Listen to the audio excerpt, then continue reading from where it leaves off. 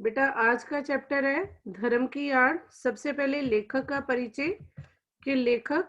गणेश शंकर विद्यार्थी। आपकी बुक का पेज नंबर, अपनी बुक का पेज नंबर ओपन करो 62। आपकी बुक का पेज नंबर 62, स्पर्श का चैप्टर धर्म की आड़।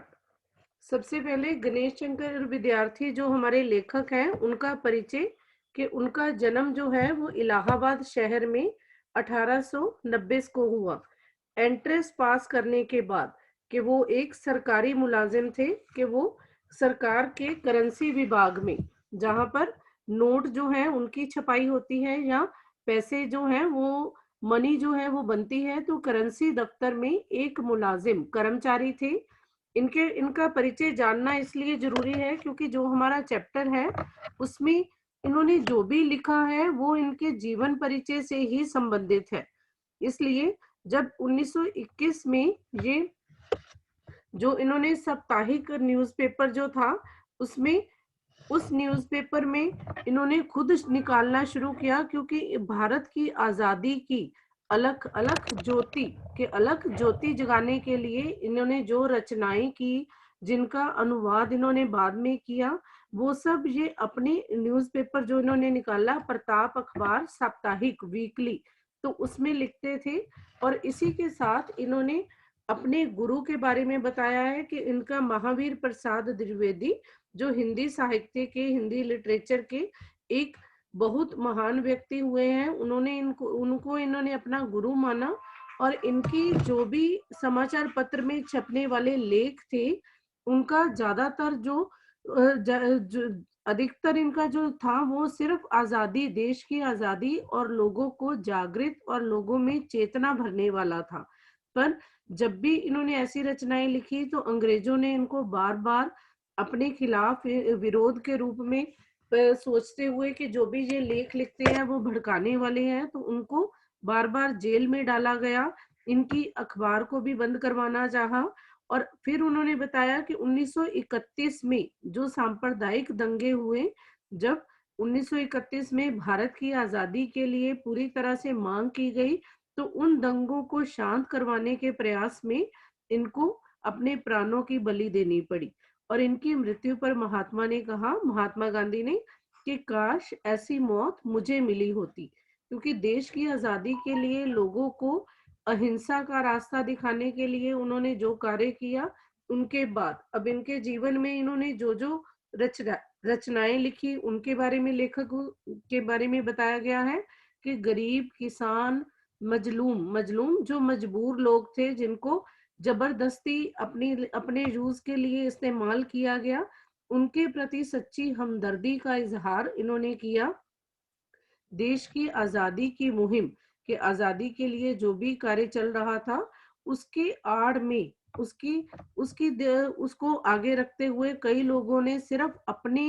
अपने स्वार्थ को सिद्ध करने के लिए जो भी किया, उन सबको इन्होंने एक ऐसी नजर से लिखा कि उन्होंने अपने विचारों से उनके खिलाफ जो भी लिखा वो एक तरह से उन पर सीधा प्रहार करने वाला था। इनकी भाषा सरल, सहज, आसानी से समझ आने वाली और बेहद मारक, मारक इसलिए कहा है कि पूरी तरह मन में विद्रोह का भाव भर देने वाली उन लोगों के खिलाफ जो अपने गलत इरादों से, गलत चालों से आम लोगों को, आम साधारण लोगों को अपने लिए इस्तेमाल करते थे। अब इस चैप्टर के बारे में कि इस चैप्टर में धर्म की आड़,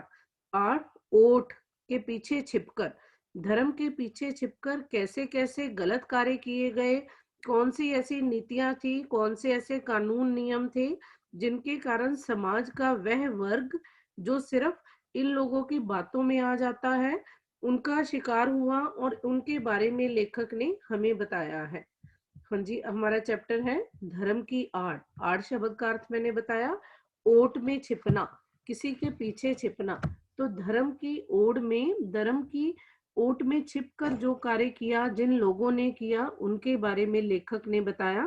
पेज नंबर, आपकी बुक का पेज नंबर 63। सबसे पहले स्टार्टिंग में इस समय, ये पाठ जो है वो 1921 से 31 के बीच कि 31 से पहले और 1921 के बाद लिखा गया। पर आज भी अगर लेखक का फर्स्ट ही शब्द जो है चैप्टर में इस समय, कि आज भी अगर ये हमारी बुक में है, तो क्योंकि ये परिस्थिति, ये वाली सिचुएशन आज भी वैसे ही बनी हुई है जो भारत की आजादी से पहले थी, कि इस समय देश में धर्म की धूम है, कि धूम चारों तरफ देश के में धर्म के बारे में बात की जाती है। चाहे हमारे भारतीय संविधान को धर्मनिरपेक्ष, कि जिसमें किसी भी धर्म को विशेष स्थान नहीं दिया गया,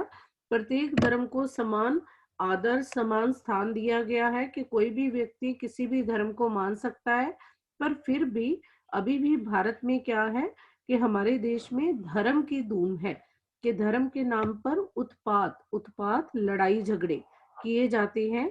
और धर्म के नाम पर और ईमान के नाम पर जिद की जाती है। जिद, जिसमें आपको पता है किसी चीज को मांगने की, अपनी इच्छा को पूरी तरह से जोर देकर पूरा करने की कोशिश करना। तो आज भी लोग जो है वो धर्म के नाम पर जिद करते हैं कि हमारे धर्म में ये है तो इसको होना ही चाहिए, चाहे उसके लिए किसी को नुकसान हो, किसी को कुछ भी गलत किया जा रहा हो, तो वो सिर्फ अपने धर्म के नाम पर अपनी इच्छा को पूरी करवाना चाहते हैं।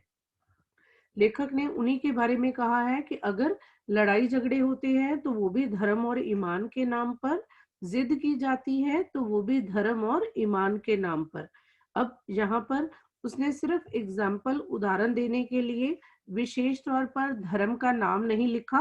पर व्यक्तियों के उदाहरण द्वारा उसने कुछ धर्मों के बारे में बताना चाहा है, कि रमुआ पासी और बुद्धू मियाँ, कि अब किसी एक धर्म को रिप्रेजेंट करने के लिए व्यक्ति का नाम दिया गया है, किसी धर्म का नाम नहीं दिया, पर हमें समझाने के लिए कि मान लो अगर एक व्यक्ति जिसका नाम रमुआ पासी है या दूसरा बुद्धू मियाँ है, तो वो ये बात नहीं जानता कि धर्म और ईमान को वो चाहे समझता भी नहीं, पर उसके नाम पर उबल पड़ता है। उबल पड़ना कि उसके नाम पर, सिर्फ धर्म के नाम पर वो क्रोधित हो जाता है। कि वो क्यों कहा लेखक ने कि वो धर्म और ईमान को जाने या ना जाने, क्योंकि किसी भी धर्म में मानवता के खिलाफ जाने की बात नहीं की गई। प्रत्येक धर्म में सभी मनुष्यों को एक ईश्वर की संतान माना गया है, और प्रत्येक धर्म में दूसरे धर्म के मनुष्यों का भी समान रूप से आदर करने की बात कही गई है, और किसी को भी मारने के लिए या खुद मरने के लिए कोई भी धर्म इजाजत नहीं देता। पर ये बात आम लोग नहीं जानते, पर वो उसके नाम पर उबल पड़ते हैं, क्रोधित हो जाते हैं, और क्या करते हैं, सबसे जो घृणित कार्य है, लेखक सबसे बुरा कार्य जो बताना चाहता है, कि किसी की जान लेना, और किसी की के लिए, उसी के धर्म के लिए अपनी जान देने को तैयार हो जाते हैं। उनको लगता है कि धर्म की रक्षा तभी हो सकती है जब हम जान दें या जान लें, और वो इसके बदले में अपने परिवार, अपने प्रियजनों की चिंता नहीं करते कि बाद में उनका क्या होगा, और जो लोग उनके धर्म के नाम पर भड़का रहे हैं वो केवल अपना स्वार्थ सिद्ध कर रहे हैं। अब लेखक आगे क्या कह रहा है कि देश के सभी शहरों में, कि भारत की अगर बात करें तो भारत देश के सभी शहरों का यही हाल है, कि उबल पड़ने वाले साधारण आदमी का केवल इसमें इतना दोष है, साधारण आदमी, आम आदमी, लेखक क्या कह रहा है कि उसका केवल यही दोष है कि वह कुछ भी समझता बूझता नहीं, समझता जानता बूझता नहीं, कि इस किसी बात की अच्छी तरह से जानकारी भी उसे नहीं होती। दूसरे लोग उसे जिधर जोत देते हैं, जोत देते उस उधर जुत जाता है। जोत देना, किसी को कार्य में लगा देना। जिस प्रकार किसान खेत में हल चलाने के लिए अपने पशु का इस्तेमाल करता है,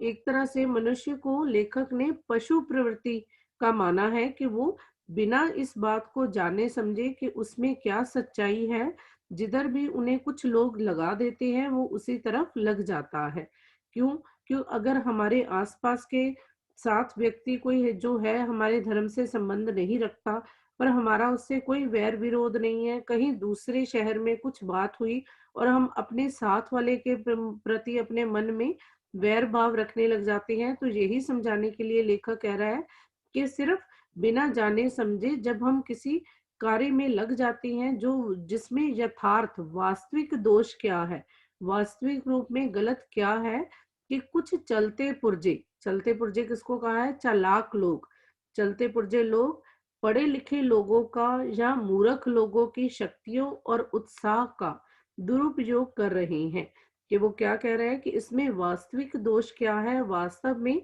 किसकी गलती है? कि उन चालाक लोगों की जिसको लेखक ने चलते पुर्जे का नाम दिया है, और वह पढ़े लिखे लोगों का या मूर्ख लोगों का। ये नहीं कि सिर्फ अनपढ़ लोगों को वो अपने पीछे लगा रहे हैं, कि पढ़े लिखे समझदार लोगों को भी वो अपने पीछे लगा लेते हैं और उनकी शक्ति और उनकी ताकत और उनके उत्साह का गलत उपयोग कर रहे हैं। कि इस प्रकार जाहिलों के बल के आधार पर,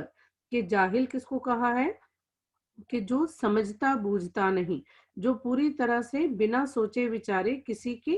पीछे लग जाता है। कि उसने उन लोगों में पढ़े लिखे लोग भी हैं और कुछ मूर्ख लोग भी हैं, पर वो क्या कह रहे हैं कि वो क्या करना चाहते हैं? वो चलते पुर्जे चालाक लोग उन मूर्ख लोगों के बल पर, उनकी ताकत पर अपना नेतृत्व और बड़प्पन कायम रखना चाहते हैं। वो चाहते हैं कि वो रिप्रेजेंट करते रहें, और वो जो नेतृत्व करने के लिए आगे आए हैं, कि वो बड़े होने का जो अपना बड़प्पन जो है वो दिखाने के लिए आगे आए हैं, वो ऐसे ही बना रहे। और धर्म और ईमान की बुराइयों से काम लेना,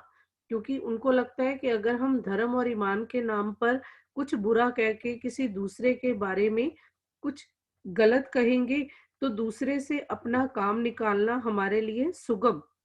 सुगम आसान हो जाएगा। और लेखक क्या कह रहा है? सुगम है भी। कि सबसे ज्यादा इस्तेमाल लोग कब करते हैं दूसरे का? जब धर्म के नाम पर उसे भड़काते हैं और बिना जाने समझे व्यक्ति अपनी जान लेने और दूसरे की जान को खत्म करने के लिए तैयार हो जाता है। अब इसके पीछे रीजन क्या है, कि क्या कारण है कि क्यों लोग जल्दी उन लोगों की बातों में आ जाते हैं?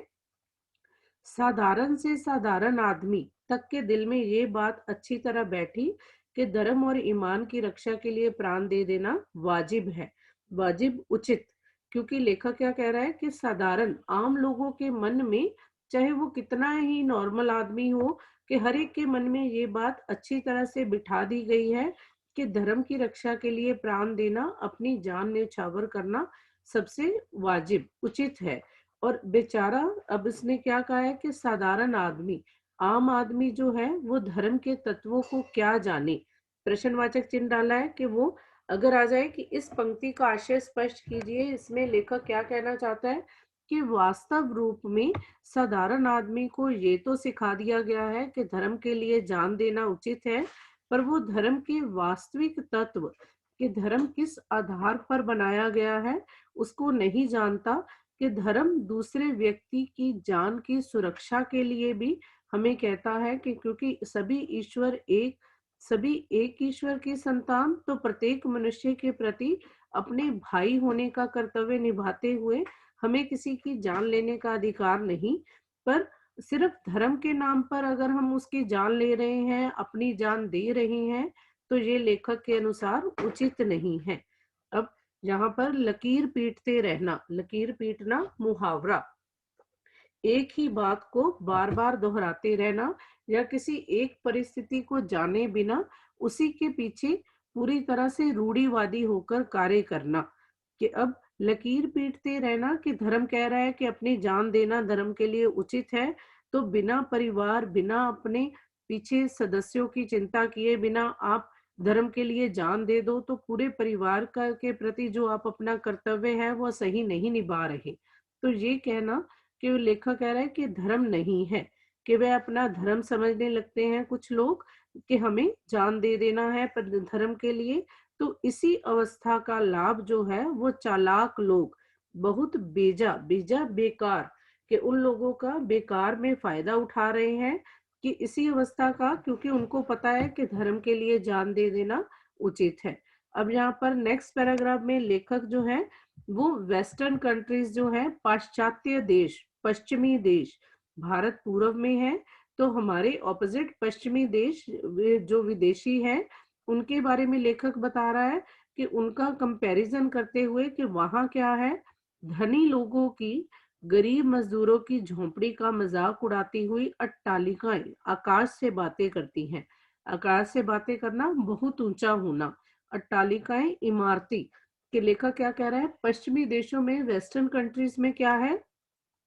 अमीर और गरीब का अंतर है कि वहां अगर ऊंची ऊंची इमारतें हैं जो आकाश से बातें करती लग रही हैं, तो उनके सामने कुछ गरीब मजदूरों की झोंपड़ियां ऐसा लगता है कि उन इमारतों का मजाक उड़ा रही हैं। किस लिए? क्योंकि वहां पर धनी और गरीब, अमीर और गरीब का अंतर पाया जाता है। वहां गरीबों की कमाई से ही लोग जो है वो मोटे हो रहे हैं। अब यहाँ पर आप 9th में एसएस में पढ़ोगे बेटा टॉपिक, मार्क्स की थ्योरी, लेनिन की थ्योरी, जिसमें ये बताया है कि कैसे पूंजीवादी लोग जो हैं वो गरीबों का शोषण करते हैं। और इसी तरह लेखक के अनुसार उसी के बल गरीबों को अपने लिए प्रयोग करके वे सदा इस बात का प्रयत्न करते हैं कि गरीब सदा, कि उनके अनुसार गरीब सदा चूसे जाते रहे हैं, कि उनका हमेशा हम अपने यूज के लिए शोषण कर सकते हैं। लेखक के अनुसार ये भयंकर अवस्था है,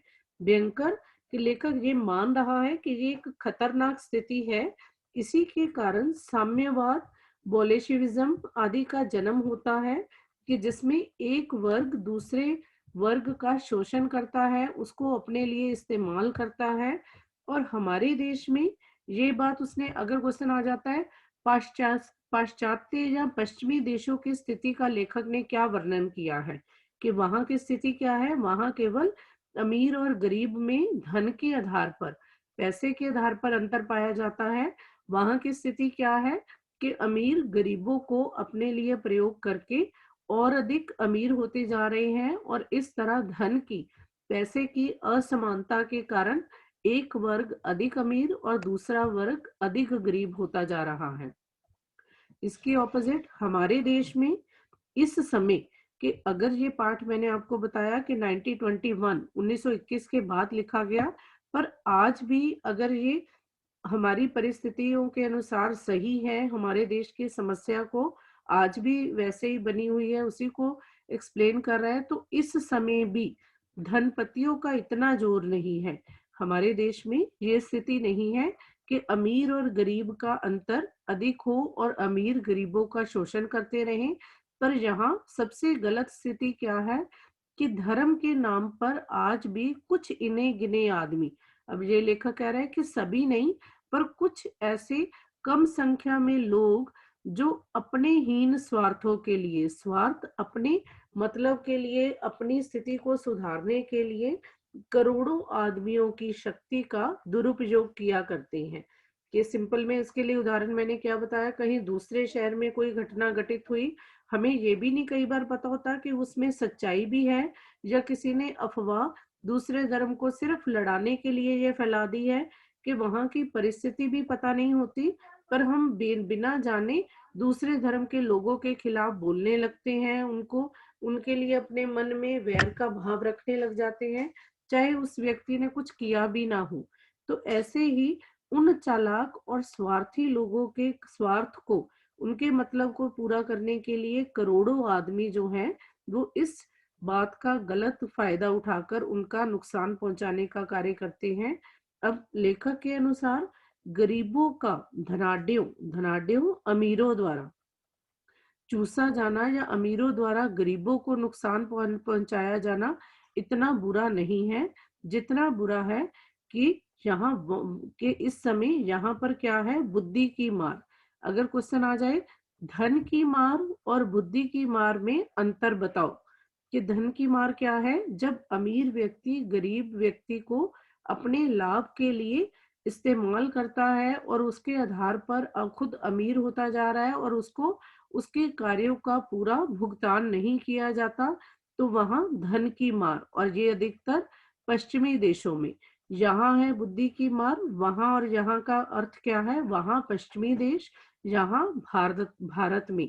कि यहाँ पर क्या है, बुद्धि की मार, बुद्धि पर मान, जब कोई किसी की बुद्धि पर कब्जा कर लेता है, उस पर हावी हो जाता है और उसे अपने अनुसार कार्य करने के लिए तैयार कर लेता है। वहां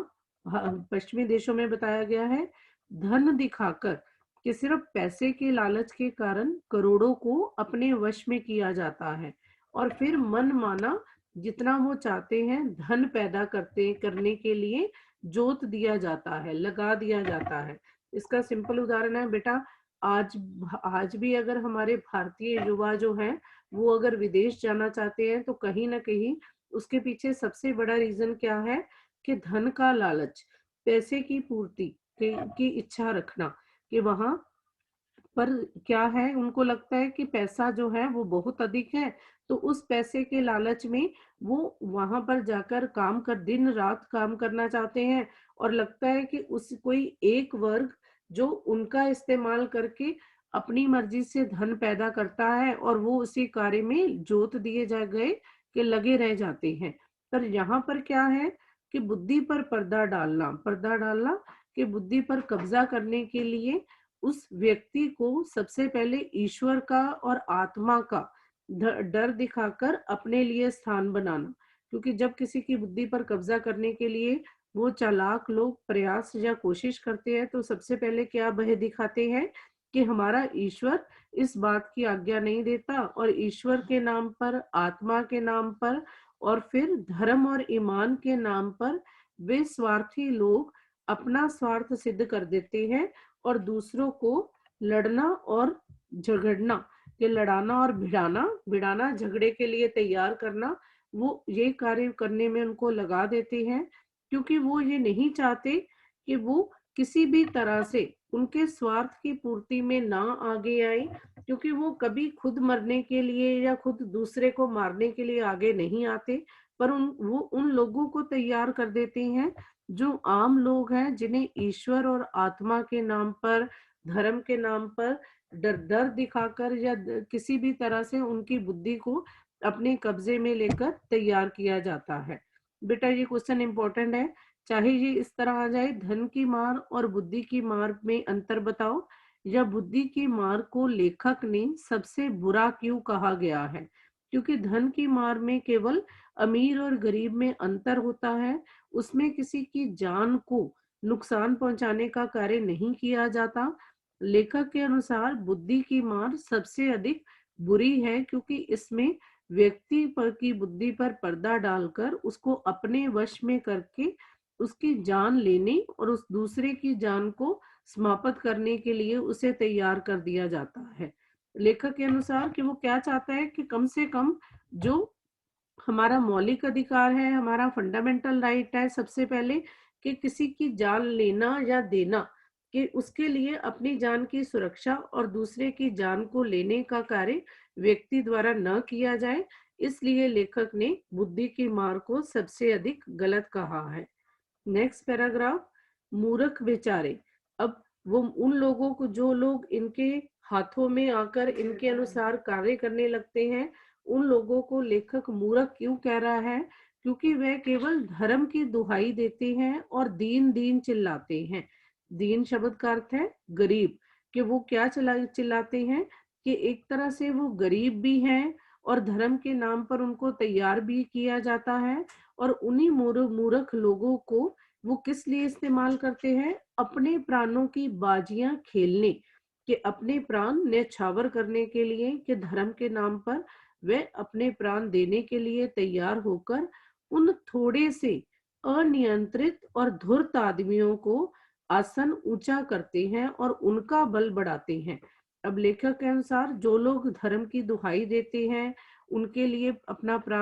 प्राण अपनी जान देने को तैयार हो जाते हैं, वो थोड़ उन उन लोगों के लिए कार्य करते हैं, वो संख्या में बहुत कम है।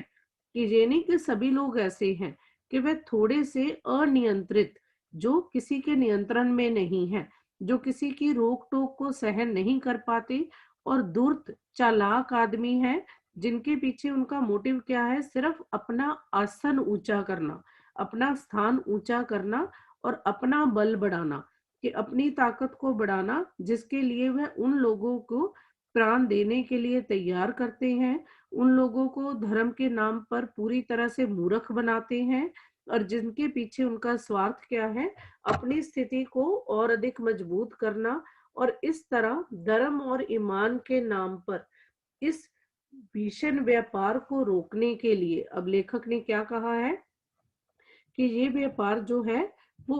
अगर क्वेश्चन आ जाता है लेखक ने किस व्यापार को भीषण कहा है, कि उसने एक तरह से कह दिया है कि धर्म के नाम पर दूसरे व्यक्ति को जब लड़ाने का कार्य किया जाता है तो वो एक व्यापार बन गया है, और वो भी भीषण, सबसे भयंकर। क्योंकि इसको अगर रोकने का कार्य करना है तो उसके लिए क्या करना होगा? साहस और दृढ़ता के साथ,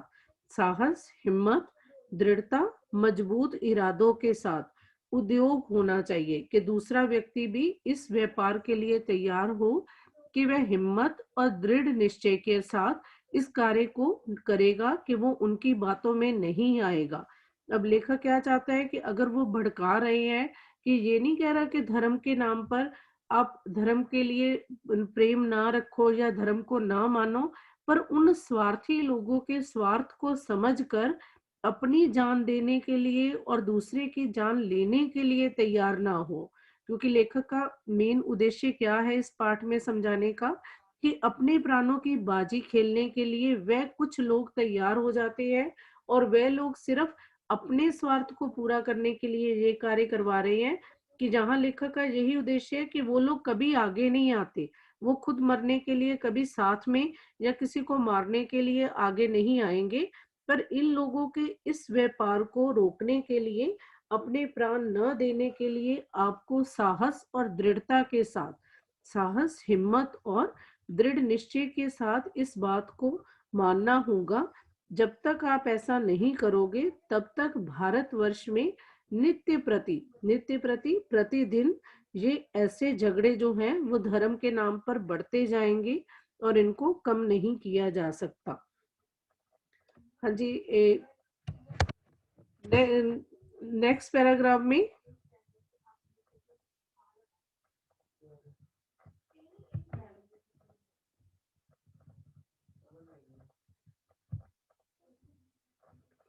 धर्म की उपासना के मार्ग में अब लेखक ने क्या कहा है कि वास्तव में धर्म क्या है, कि उसमें कोई भी व्यक्ति किसी भी धर्म की प्रार्थना करे, किसी भी धर्म को माने, उसमें कोई रुकावट ना हो। कि जहां पर लेखक हमें बता रहा है कि वास्तव में धर्म क्या है, कि व्यक्ति के धर्म को मानने के लिए, उसकी प्रार्थना करने में कोई भी रुकावट, कोई भी उसको रोके ना। जिसका मन, क्योंकि हमारा भारत का जो संविधान है वो भी किस आधार पर बनाया गया है, जिसमें प्रत्येक धर्म को आदर दिया गया है। कोई भी व्यक्ति किसी भी धर्म को छोड़कर किसी दूसरे धर्म को मानने की इजाजत रखता है, कि वो जो भी चाहे, जिस भी धर्म को मानना चाहे, उसको पूरी तरह से स्वतंत्रता है। तो ये पाठ आजादी से पहले लिखा गया, तब भी यही भाव था लेखक का, कि कोई भी व्यक्ति किसी भी धर्म को माने, उसको उस बात के लिए रोकने का अधिकार किसी को नहीं है। उसी प्रकार धर्म की भावना,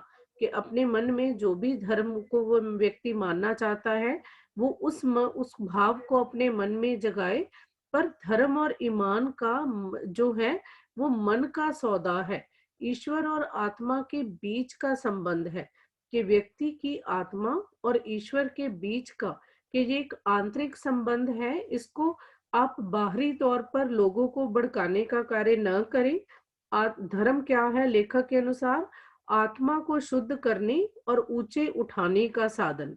कि व्यक्ति जो है, जो धार्मिक व्यक्ति है लेखक के अनुसार, वो एक तरह से सद्गुणों का प्रतीक होगा। वो किसी दूसरे की जान को लेने का कार्य नहीं करेगा, और धर्म व्यक्ति को ऊंचा उठाता है, उसकी आत्मा को शुद्ध करता है, और वह किसी भी दशा में, दशा किसी भी हालत में, किसी दूसरे व्यक्ति की स्वाधीनता, उसकी आजादी को छीनने या कुचलने का साधन न बने।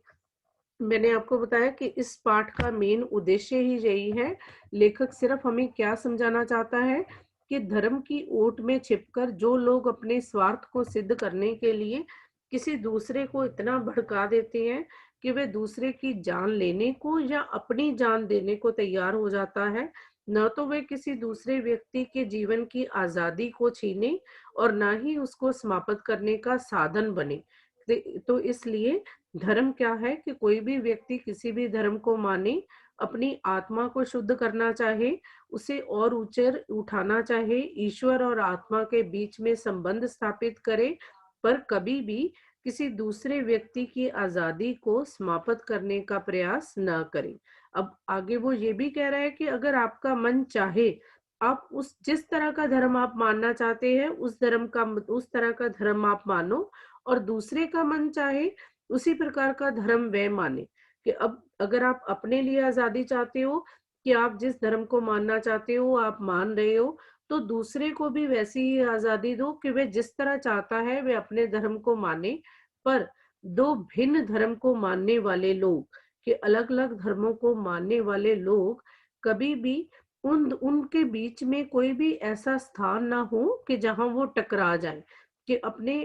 अगर आप अपने लिए धर्म को मानने की आजादी चाहते हो, तो दूसरे को भी आजादी दो, और कभी भी दो अलग धर्म के लोग आपस में इतना स्थान ना रखें कि हम किसी धर्म के नाम पर आपस में टकरा जाएं या लड़ाई झगड़ा करें।